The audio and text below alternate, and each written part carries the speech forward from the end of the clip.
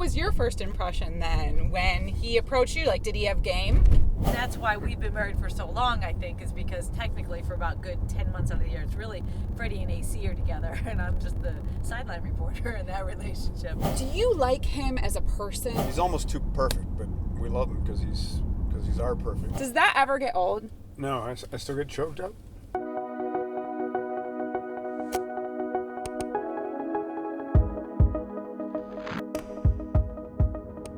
You two are, I feel like, each other's biggest cheerleaders, for sure. Oh yeah, no doubt. How did you meet?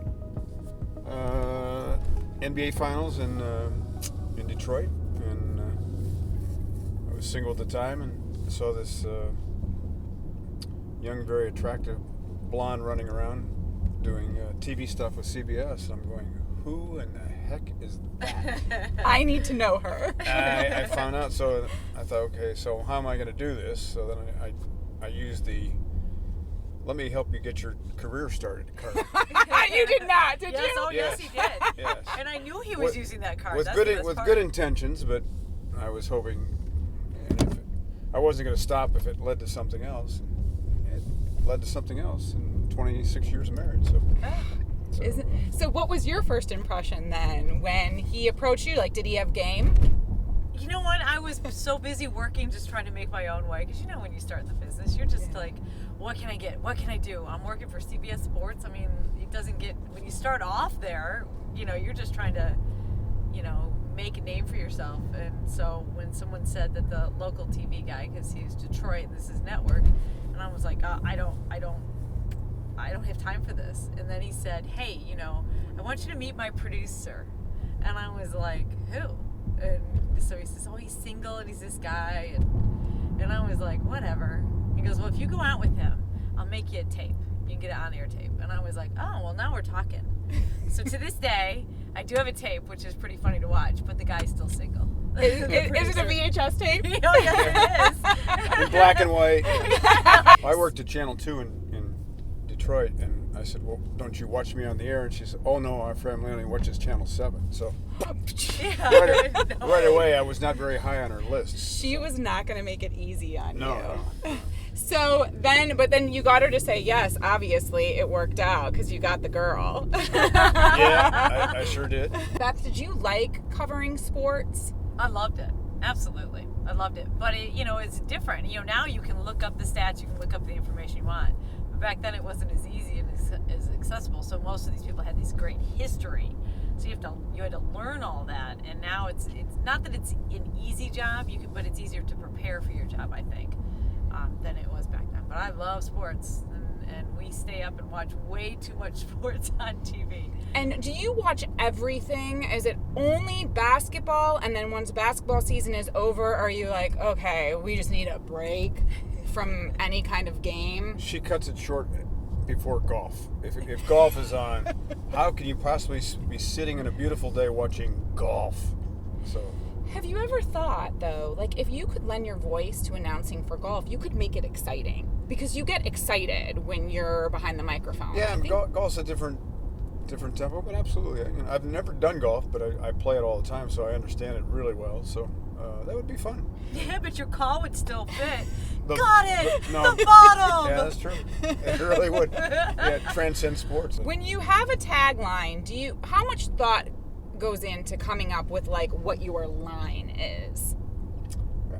My brain always works in metaphors. It always has, and it goes back to writing and anchoring, and always finding a clever way to say something. So my brain functions that way. So when I react to a play, something has to follow it that makes it fun because it's entertaining. The business is entertainment. So if I was sitting with you watching a game, and LeBron goes crazy as he did in game 2, I'm not just going to say, how about that shot? No, I would say to you, okay, this is officially ridiculous now. So that those kind of things come out because it's just the way my mind works. But he does a lot of food analogy things, which is funny for me. And one of the last games he broadcast was LeBron hit some unbelievable shot, like he always does, and the building in Indiana went silent. And Freddie said, you could hear marshmallows hitting the floor. And so Twitter blew up with that comment, and I'm laughing, going, he doesn't even like marshmallows. As a Clevelander and someone who just loves the city and loves our sports teams, and my family will always say, we like listening to our guys the best, right? So that if something is broadcast on a national level, and we go, oh, we think that they like the other team, or I don't like the way this person's calling the game. Right. I mean, certainly even with the finals, we wanted to turn you on. Like, we want to hear what our local guys are saying. I know you're a trained professional, and so this isn't about, like, knocking on anyone else, but do you sometimes feel like you have a preference then, too, when you're listening to someone else call any kind of a game? Well, sure. You know, the local calls are always going to have more passion, emotion in them.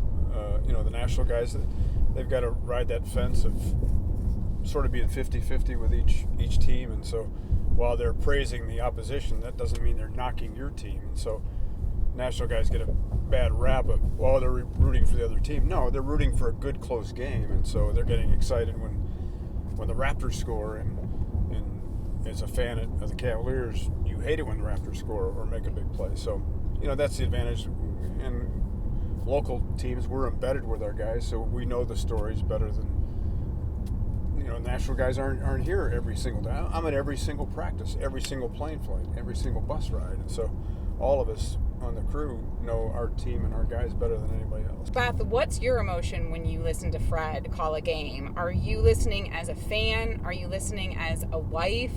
Are you excited? Are you proud? What's the emotion that comes out? It's sometimes a full range. It's really funny. If it's a negative call, if it's a fun call, I go different ways. Sometimes it's just emotional. And when he called Game 7 that broadcast back to the Q, that was pure on emotion. That was probably my favorite call of all time. If you follow along on Twitter and you're listening to the game, people just pick up on these little phrases that sometimes I don't even pick up on. So it is definitely, it's an art. It's incredibly creative, and what's more fun is listening to Austin Carr try to keep up sometimes and his responses, and then they play off each other like a married couple. And that's why we've been married for so long, I think, is because technically for about good 10 months out of the year, it's really Freddie and AC are together, and I'm just the sideline reporter in that relationship. And then in the summertime, I'm like, I get my husband back. You make it look easy, but how much studying really goes into preparing day in and day out? Because while some people probably say, oh, Fred McLeod could do it in his sleep. Maybe you do. Does he talk in his sleep? Does he announce in his sleep? No, announcing in the sleep. I could walk into an arena and do a game right now, but my pride won't let me, my work ethic won't let me do that. I'll spend 20 hours preparing for a game for sure. For one individual game? Yep, because the important thing in television is that I'm talking with what the viewer is seeing on the screen. Beth could be like Jerry Seinfeld. She can do a 45-minute Facebook Live hit and talk about nothing. Well, Beth, you started something when you did the note cards for telling the weather, just by not talking, but just by drawing. Were you voted most creative in elementary school? No, but it definitely turned the boss's heads. We were sitting in a meeting and they said, okay, we need to come up with a way to tell a weather story without any sound. And of course I'm sitting there thinking, we're in TV. Are you kidding me? Not talking, that's hard for her to do. Absolutely. Like I was like, and then so a little smart aleck in me kept thinking and going, I can't believe this is what the boss wants. But fine, the boss wants it, then this is what I'm going to do. And I'm going to just do this forecast, and I'll make up these little cards, and I found some hokey music that wasn't too hokey, but hokey enough that you would remember it. And I put it out there, and the minute I hit that button, I thought, I'm either going to be fired right away, or it'll be okay, and no one will see it, because I think I did it on a Sunday. And sure enough, the thing really took off, and it's fun. It just takes, it's a lot of time, it's time consuming, but it's a lot of fun to do. But the boss loved it, and yeah, the following behind that is kind of funny. I would like to know your play-by-play of when Iron Man, aka King James, came flying at you off court. You were probably like, okay, LeBron just took out my husband. And of course, he got flack for it for the next, I don't know, a good 24 hours from everyone who stopped me in the hotel lobby saying, your husband needs to take the fall. He needs to catch him next time. So, of course, what do I say to you? Honey, why didn't you catch him? At what point are you like, oh my gosh, she's coming at me? Well, it came so fast. I could see he was trying to make this steal, and I was actually in a seat where I normally wouldn't be sitting, so it was an extra open seat next to the broadcast position, but the radio guys were there, and so I was literally in a fan seat in row 2, and I could see LeBron going to wipe out the guy in front of me, and just natural reaction. You kind of get out of the way, but at the same time, it's almost like we're driving here. And you had to make a stop, I'd almost go like this, to hold you back. So, and you too, but I do the same thing. Yeah, right. It comes from when I was a child. My mother, I go like right, this. Right, exactly. Even when someone's not there, sometimes. Right. So the same thing with LeBron, but he's obviously 6'9" and 260 pounds, going to go through my arm like a wet noodle. So, and plus he was sweating from playing a game, and so any grass, he kind of slipped out of my Slid off of you. Slid away from you. Right. He kind of went between myself and Jim Jones, who was doing the radio commentary. And were you injured? No.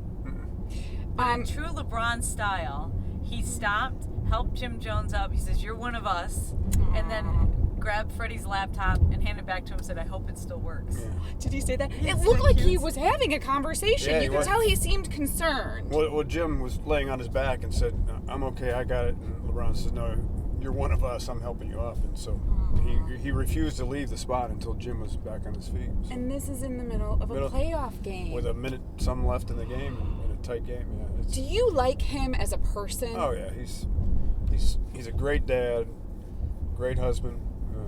Never gets into any trouble. No. Do you notice that? No, like, 'cause he's just always, everything's clean. Because he's got an old soul, and he's a good guy. But he wants to give back and impacting so many kids' lives. And he's almost too perfect, but we love him because he's our perfect. And, but he's so keenly aware of everything around him, on the floor, off the floor.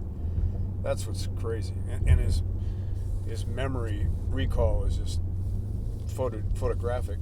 And like he told me one time, they'll install a play, and he said, I hear it once and I know the play. I hear it again, I know all 5 positions on the floor.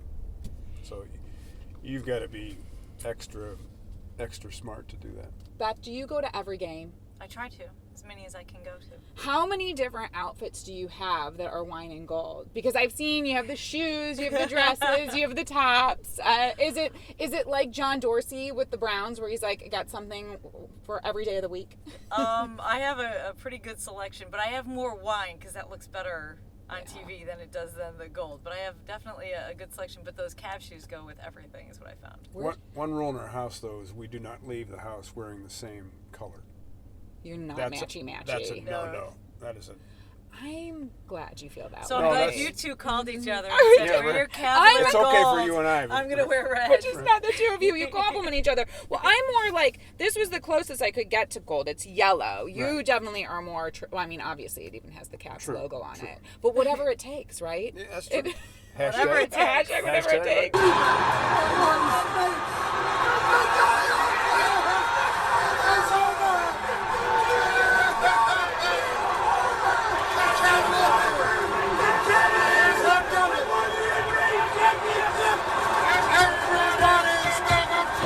Are you crying? Not yet, but soon.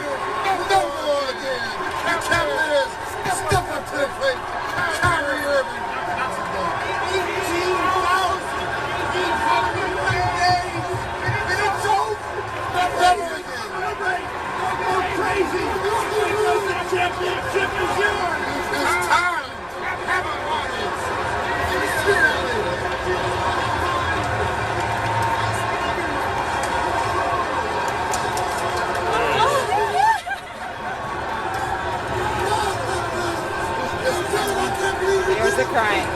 Now you're crying. Yeah. Does that ever get old? No, I still get choked up. Because it means so much, right? Mm-hmm. Yep.